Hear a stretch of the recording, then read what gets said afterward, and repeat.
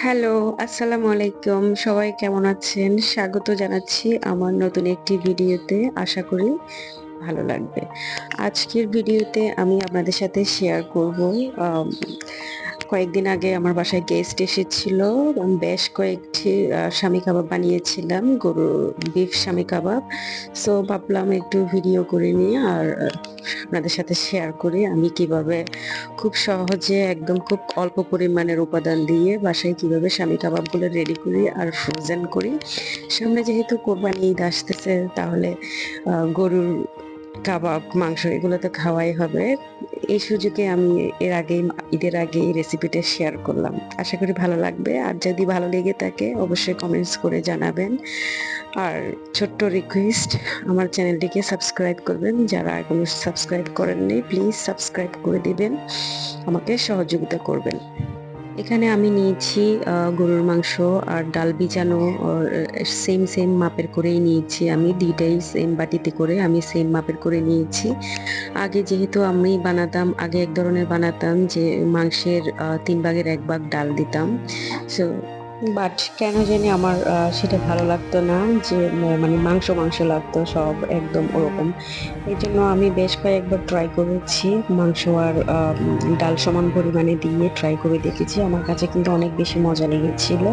যার কারণে আমি এখন বারবার এভাবেই বানাই, সবাই পছন্দও করে। এখানে আমি একটা পাতিলের মধ্যে ডাল আর মাংসগুলা নিয়ে নিচ্ছি। নিয়ে এখানে আমি সব ধরনের মসলা এখানে মিশিয়ে নিব। পেঁয়াজ, আদা, রসুন সব এখানে মিশিয়ে নিব। ড্রাই মসলাগুলোও এখানেই আমি মিশিয়ে নিব।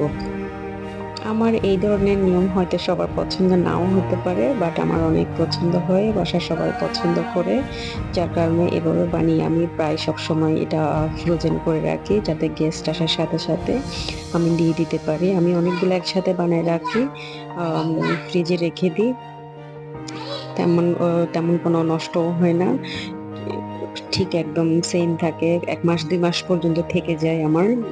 এভাবেই আমি বানিয়ে দিই। সো আমার রেসিপিটা যদি আপনাদের ভালো লেগে থাকে অবশ্যই কমেন্টস করে জানাবেন।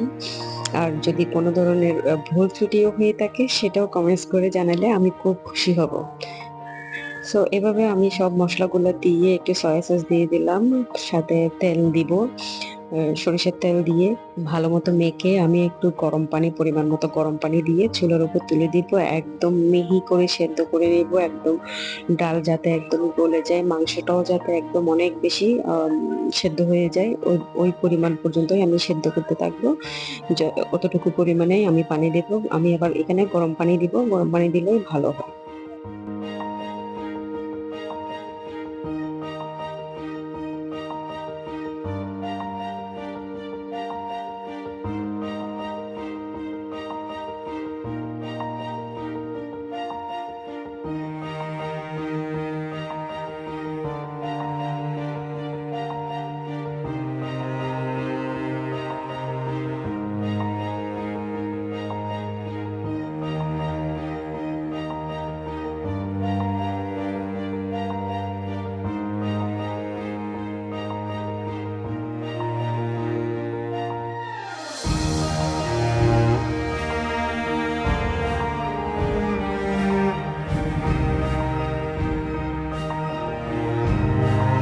আমার ডাল আর মাংস একদম সেদ্ধ হয়ে গিয়েছে। ডালটা একদম গলে গিয়েছে, মাংসটাও একদম সেদ্ধ হয়ে গিয়েছে। দেখেন পানিটাও একদম শুকিয়ে গিয়েছে। এখন আমি নামাই ফেলবো, একটু ঠান্ডা করতে দিব। যদিও একটু দেখে মনে হচ্ছে একটু নরম, বাট এটা যখন ঠান্ডা হবে আর একটু ড্রাই হয়ে যাবে। আমি একদম সবগুলো নিয়ে ব্লেন্ড করে নিয়েছি। দেখেন একদম পারফেক্ট একটা কামি হয়েছে।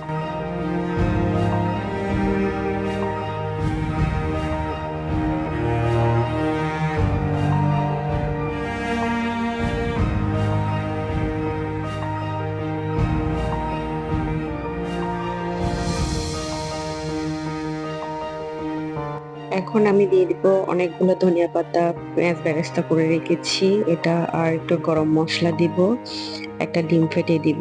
এগুলো দিয়ে আমি ভালো মতো মেখে নিব।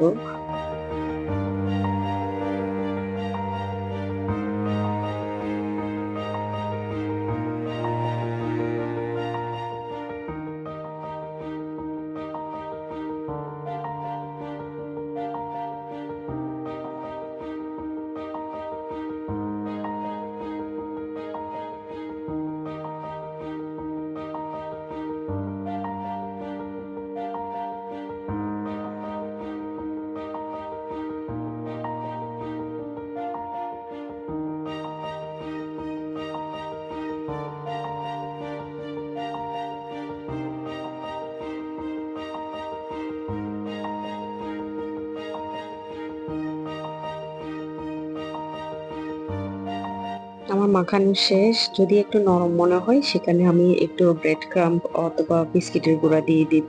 সাথে একটু মরিচটাও বাড়ায় দেব যাতে ঝালের ব্যালেন্সটা ঠিক থাকে। এখন আমি ১টা ২টা বানিয়ে একটু ভেজে দেখব আমার কাবাবটা ঠিক আছে কিনা, ঠিকমতো ফ্রাই হচ্ছে কিনা, ভেঙে যাচ্ছে কিনা। আমি একটা বানিয়ে আগে একটু দেখে নিব ঠিক আছে কিনা।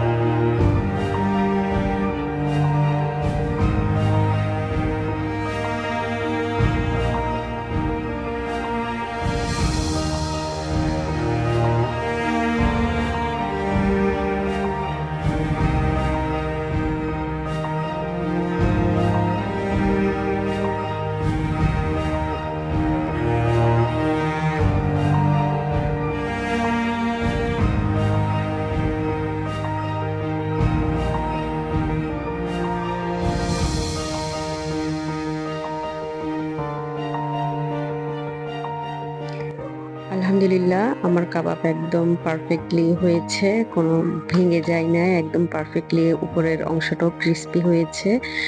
টেস্টও মোটামুটি আলহামদুলিল্লাহ ভালোই হয়েছে। সো আমি এখন সবগুলো একসাথে বানিয়ে নিব। বানানোর পরে আমি জিপলক ব্যাগে করে ফ্রিজে রেখে দিব। অল্প অল্প কিছু নিয়ে ১০-১৫ পিস করে ফ্রিজে রেখে দিব একটা জিপলক ব্যাগে। আগে আমি বানিয়ে প্লেটটাকে ফ্রোজেন করে নিব। ফ্রিজ থেকে বের করে দেন আমি প্যাকেট করব। এভাবেই আমি আমার স্বামী কাবাবগুলো এভাবেই বানাই, সেটা চিকেন হোক, সেটা বিফ হোক, আমি এভাবেই এখন থেকে মানে এভাবেই আমি রেডি করি। আমার ভালো লাগে এভাবে। যদি আপনাদের ভালো লেগে থাকে আমাকে কমেন্টস করে জানাবেন আর আমার চ্যানেলটিকে সাবস্ক্রাইব করবেন। সবাই ভালো থাকবেন। আল্লাহ হাফেজ।